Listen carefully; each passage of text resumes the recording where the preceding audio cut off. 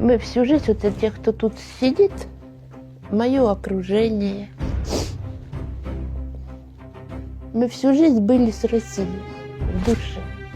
Вот как сейчас наш Покровск. А у меня даже где-то есть стихотворение, что это все временно.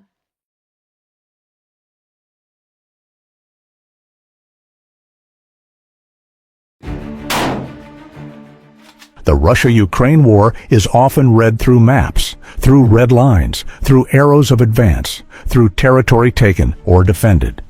But modern war does not end there. Today, perception is as important as military position. In many cases, even more decisive.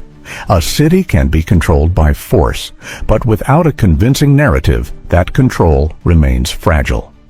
In modern conflict, what is contested is not only land, but meaning. Who appears to protect, who seems to restore order, and who is perceived as the source of suffering. This is where the war shifts, from the battlefield into the information space. Как у вас дела, как у вас происходит все? Никто ли не мешает, не тревожит? Governments speak through interests. Militaries speak through strategy. Civilians speak through experience. And to a global audience, experience feels more real. When officials speak, people listen with distance. When generals speak, history reminds us of propaganda. But when civilians speak, the world listens differently. No jargon, no strategic claims, only fear, exhaustion, and the most basic desire to live without constant threat. In information warfare, this kind of simplicity is a powerful force. И с другой стороны ворот. Еще мешки какие-то, ящики. Как я начала плакать. The videos from the conflict zone do not show fighting, no explosions, no gunfire, no symbols of victory. What appears instead is fatigue. Flat voices, controlled body language. The message is not heroism, not hatred. It is a change in atmosphere after control has shifted. The tone is not aggressive, not emotional. It is measured, and precisely because of that, it feels convincing. In modern war, calm often persuades more effectively than celebration.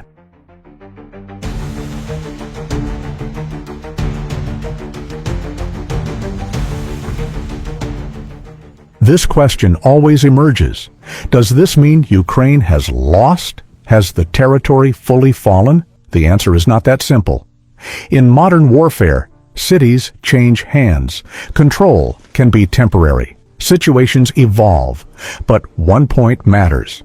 When a party is willing to display civilian life openly, it sends a signal of control, of relative stability, not to the enemy, but to the outside world. And Russia is acutely aware of the power of that signal.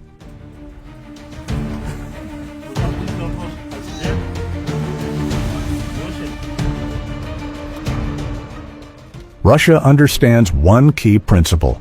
Weapons create fear. People create legitimacy. Instead of highlighting military force, the narrative emphasizes normality.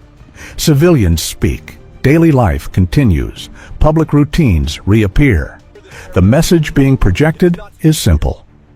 We are present. We are in control. We can maintain order. This is not a moral claim. It is a claim of competence. And in a prolonged war, competence is often trusted more than political promises.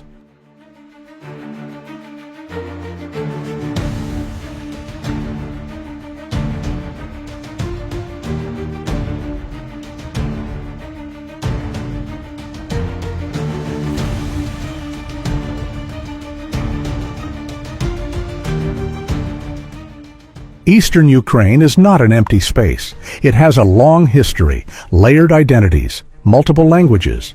Not all residents feel the same emotional connection to Kyiv, and not all view Russia as entirely foreign. For some, Russia is not ideal, but it is familiar. And in times of conflict, what is familiar often feels safer than distant ideals. This reality is uncomfortable, but it exists, and Russia takes this reality very seriously.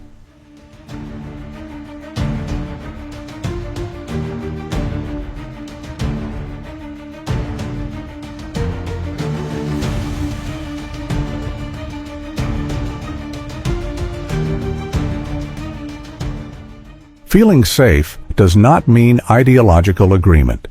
Survival often outweighs political conviction. Many civilians choose silence, not because they support, but because they want normal life. Silence is often misread as consent. More often, it is simply a survival strategy.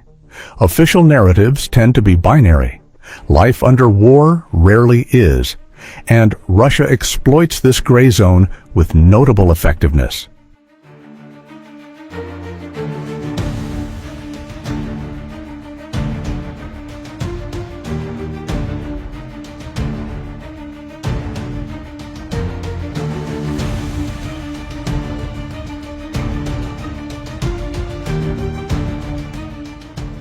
Ukraine rejects these testimonies, labeling them propaganda, pointing to conditions of occupation.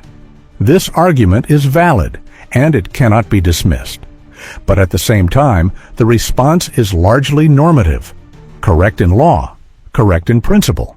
Yet it does not always address the psychological reality experienced by civilians on the ground. This is where Ukraine faces a serious challenge, not of legitimacy, but of resonance.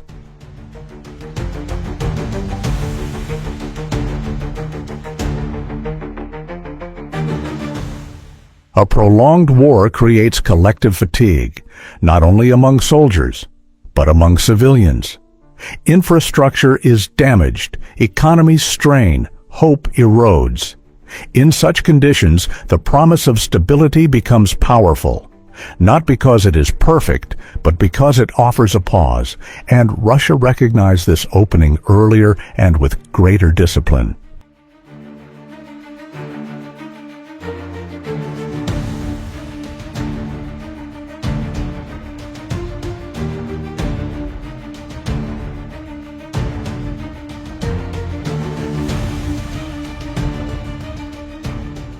Russia seeks to show complexity, that this conflict is not simply black and white.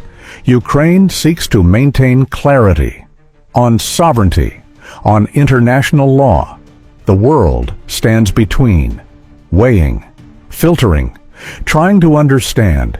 And amid this noise, the most human narratives are often the most memorable.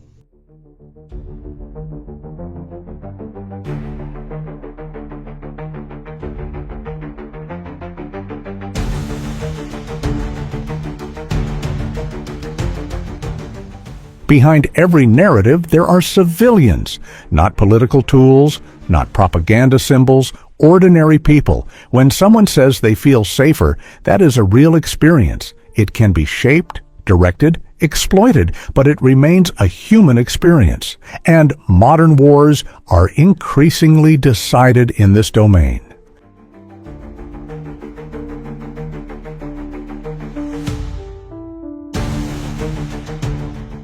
This war is not only about who is right, it is about who understands people under prolonged strain. Russia demonstrates effectiveness in constructing a sense of stability. Ukraine holds strong and legitimate legal authority. But law does not always answer fear, and fear often shapes civilian behavior more than principle. This is the dilemma of modern war. We are not asking you to support one side. We are asking you to think with us about how narratives are built, about how human experience is leveraged, and about how wars today are no longer decided by weapons alone. Editorial disclaimer. This analysis does not seek to justify military actions by any party. It focuses on information warfare, public perception, and the human dimension of a prolonged conflict. The conclusions presented are analytical, not moral judgments. And reality on the ground is always more complex than any single narrative.